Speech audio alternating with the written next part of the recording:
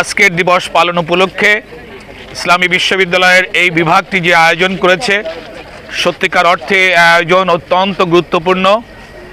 কারণ এই সাবজেক্টটি tourism and hospitality বর্তমান বিশ্বে সাস্টেইনেবল ডেভেলপমেন্টের কনসেপ্ট গ্রো করার পরে অত্যন্ত গুরুত্ব পেয়েছে এবং এই সাবজেক্টটি বাংলাদেশে সরকারি এবং বেসরকারি বিশ্ববিদ্যালয়ে সব জায়গায় পড়ানো হচ্ছে এই ডিপার্টমেন্টটি।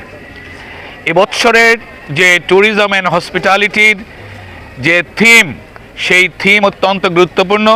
এই থিমের উপরে যারা রচনা লিখেছেন এবং পুরস্কার পেয়েছে এবং অন্য যারা রচনা লিখেছে সবাইকে জানাবো। ট্যুরিজমের উপরে কাজ করার অনেক স্কোপ আছে, ট্যুরিজমের উপরে রিসার্চ করার অনেক স্কোপ আছে।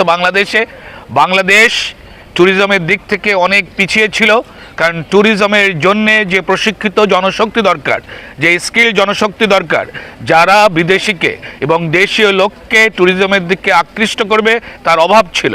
আমি মনে করি ইসলামী বিশ্ববিদ্যালয়ের ছাত্ররা বাংলাদেশের অন্যান্য বিশ্ববিদ্যালয়ের ছাত্রদের মতো তারা ব্যাচেলার এবং মাস্টার ডিগ্রি গ্রহণ করার পরে ট্যুরিজম তাদের প্রফেশন হিসেবে গ্রহণ করে ট্যুরিজম খাতকে উন্নত করতে সহায়তা করবে।